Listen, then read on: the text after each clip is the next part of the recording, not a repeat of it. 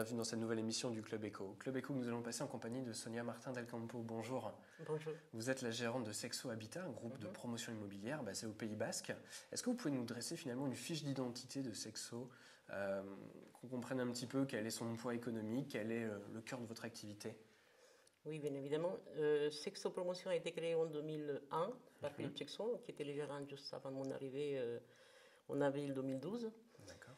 C'est une entreprise qui est implantée dans les Landes. Son secteur d'activité principal, c'est les Landes. Donc, en 10 années, il est passé de 2 logements à 150 logements, puisque l'année dernière, il a livré 150 logements. Et cette année, on a livré pas loin de 300 logements. Donc, Philippe Sexo, qui a commencé à s'installer dans les Pays Basques, a souhaité à un moment donné que je vienne pour différentes raisons de la société. Et notamment, sa demande était celle de se dire, cette société qui jusqu'à là s'est adressée à des acquéreurs locaux, des gens, des ménages locaux, il faudrait qu'on lui donne un autre sens, il faudrait qu'on essaye de cibler bien notre clientèle et d'avoir des réponses adéquates à ce type de population. Il faut savoir que Sexo Promotion, 80% de sa production s'adresse à des ménages locaux, à des acquéreurs qui sont sur place, et 10% à la résidence secondaire et 10% aux investisseurs. Ce qui était le cas jusqu'à l'année dernière, ce qui est en train de changer aujourd'hui. Donc, comme on est arrivé au mois d'avril 2012, a fait que, étant donné la nouvelle stratégie de développement que je mettais en place, a eu comme conséquence le changement de nom commercial de Sexo Promotion qui est passé à Sexo Habitat. D'accord. Donc, Sexo Habitat, pourquoi Sexo Habitat? Parce que je considère que les opérations que nous faisons aujourd'hui et celles qui avaient été déjà initiées aussi par Philippe Sexo à l'époque ont une autre ambition, pas seulement celle de faire du bâtiment, mais c'est de faire vraiment de l'habitat. Nous avons des opérations qui sont conséquentes, des opérations qui relèvent de l'aménagement plutôt que du logement lui-même.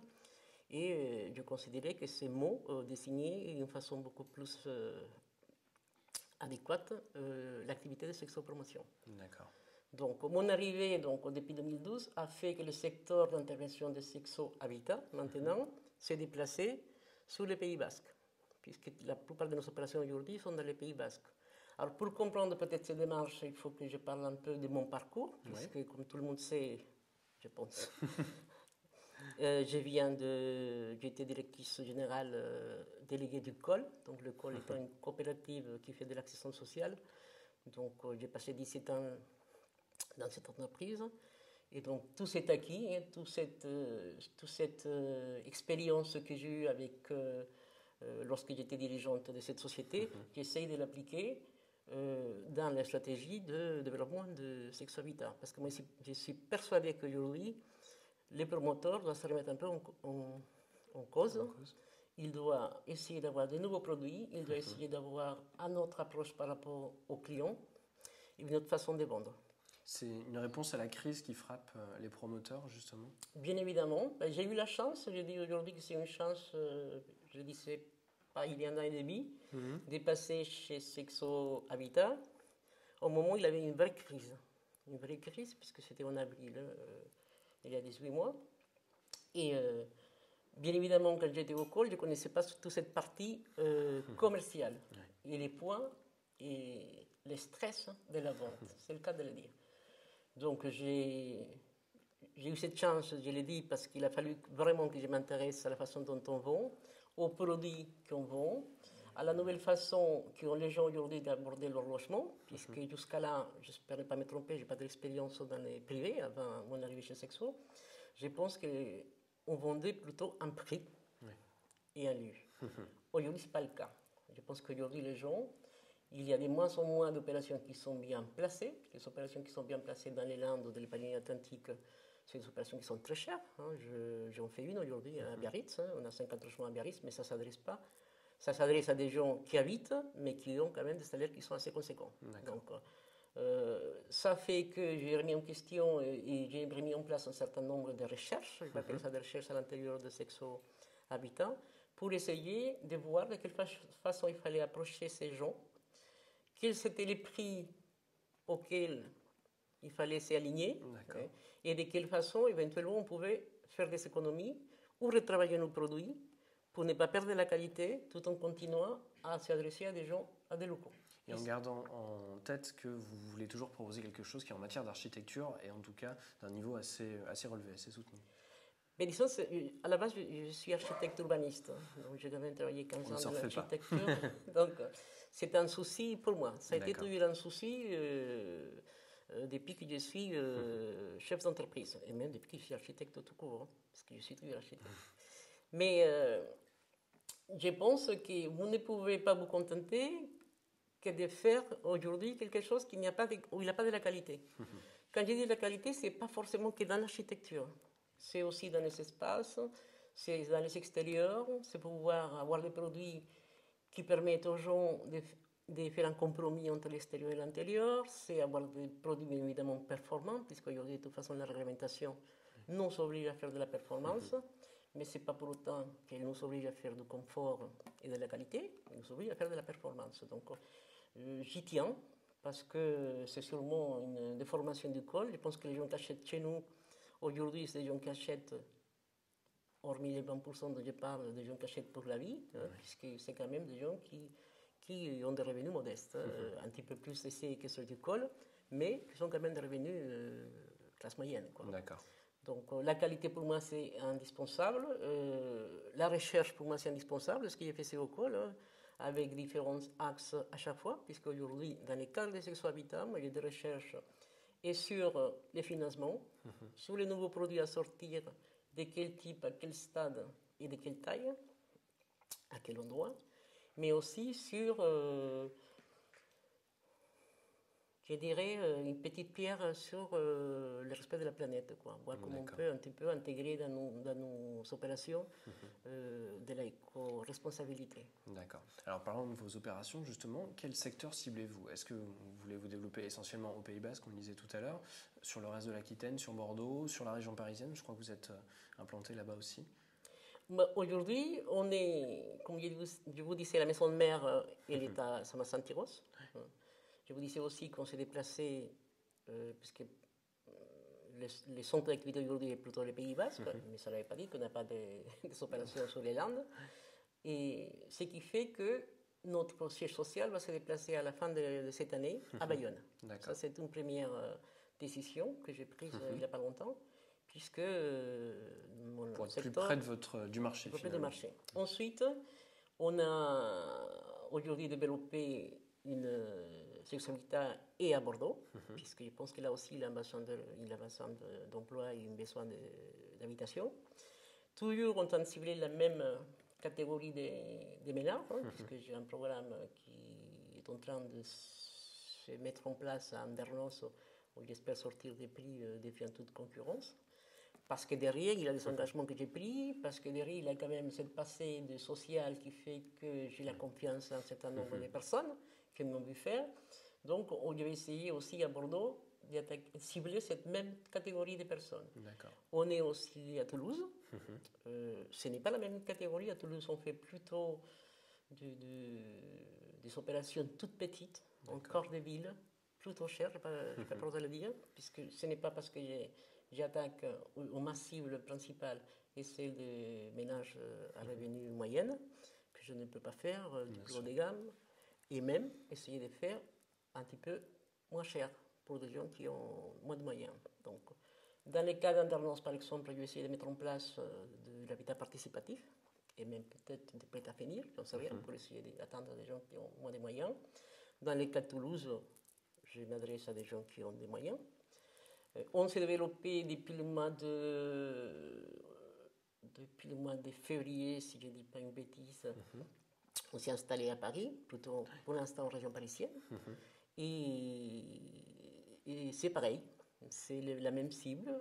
C'est trop tôt pour dire quelle est la production que je vais avoir l'année prochaine, mais je sais qu'aujourd'hui, il y a déjà 6 ou 7 opérations qui sont en cours et sur lesquelles je vais pouvoir m'appuyer pour asseoir bien la société.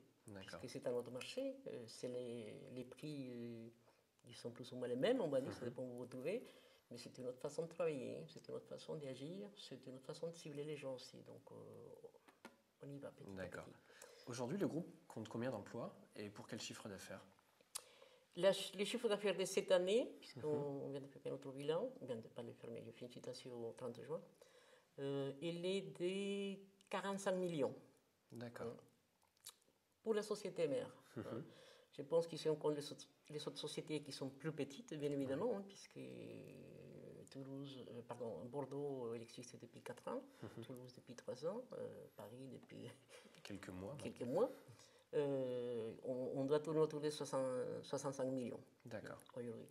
Les chiffres que j'attends pour l'année prochaine, puisque la plupart des programmes sont aujourd'hui en commercialisation, donc les chiffres sont sûrs. Je pense qu'il y aura un chiffre d'affaires qui va tourner 40 millions pour la partie Vincent-Santiros. Donc c'est de cet ordre-là, tous les ans. Donc autour des 250 logements, si je prends une moyenne. Cette année est exceptionnelle, puisqu'on est à 334 de tête. Mais bon, mon objectif à moi, c'est de stabiliser l'entreprise à 250 logements, voire 300 logements, pour les rayons qui concernent la maison de mère. Puisque aujourd'hui, la maison de mère, donc Côté Rose, gère Bordeaux, la Pays Basque, les Landes et Pau, puisqu'on est aussi à Pau. Les autres sociétés sont indépendantes, mais ils sont chapeautées par moi aussi, ils sont indépendantes. D'accord. Globalement, les promoteurs souffrent, c'est de la vie générale, on va dire. De votre côté, comment vous voyez un peu la situation? Est-ce que vous voyez des perspectives d'amélioration, surtout dans les mois qui viennent?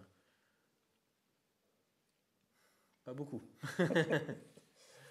Des perspectives d'amélioration. Je pense que déjà depuis 2-3 mois, ça s'améliore déjà, puisqu'on a quand même passé 6 mois terribles, vraiment terribles, où les ventes n'étaient pas là, les gens étaient très pessimistes, beaucoup d'annulations, de réservations à cause des licenciements. Donc je pense qu'on a vécu les pires aujourd'hui, vraiment, et que ça va petit à petit s'améliorer. Je vous dis, depuis 3 mois, ça s'est amélioré. Il faut bien évidemment, comme je vous l'ai dit, étudier bien les produits qu'on met en place, puisque la disparition de cellier a fait que, je dirais aujourd'hui, la vente d'investisseurs est vraiment tombée. Donc, je pense qu'il faut bien cibler et les produits et la localisation pour qu'on puisse avancer. Après, la souffrance, ça fait du bien, ça nous fait réfléchir. Ça fait se remettre en cause. Ça fait se remettre en cause, ça nettoie un petit peu aussi les marchés, je veux dire, par rapport aux promoteurs qui s'improvisent, promoteurs. Donc ça permet aussi de, je ne sais pas le mot nettoyer, mais ça permet aussi de revoir un peu les choses, de partir de se remettre en question tout simplement. D'accord. On va terminer cette interview par une question tout à fait autre. On ne va pas parler d'immobilier, on va parler de nautisme. Puisqu'il se trouve que Sexo est impliqué dans du sponsoring nautique, pour un skipper qui a participé tout récemment à la Solitaire du Figaro. Qu'est-ce qui vous a poussé à soutenir finalement cette activité? D'une manière générale, Sexo, il est très proche de tout ce qui est sport et association. Il a toujours eu dans sa démarche, Philippe Sexo, c'est pas moi qui est à la base de ça, vraiment d'être tout près des associations, d'aider les associations à se développer. Ça peut être de la toute petite association à laquelle on donne des maillots, comme ça peut être des sports plus importants comme celui de Figaro. Je pense que celui de Figaro est important parce qu'il transmet quand même, pour nous, l'effet c'est un vecteur d'image. Pas un vecteur d'image, si, en même temps, c'est un vecteur d'image. C'est un sport qui est propre, quoi. C'est un sport qui est solitaire, c'est un sport qui est pour moi noble, je ne sais pas comment expliquer. Les valeurs, en tout cas, les valeurs correspondent aux valeurs de Sexo. Et c'est un sport, je veux dire, qui traduit ces valeurs et sur lesquelles on se retrouve. Moi, je trouve que c'est très sain comme... à part, je ne sais pas si vous connaissez les skippers, mais on ne fait pas que la course de Figaro, c'est-à-dire, bien évidemment, on sponsorise la course de Figaro, mais on met aussi, en fonction de son calendrier, à disposition les voiliers pour des communes, pour qu'ils puissent aller faire promener les écoliers, les gens de lycée.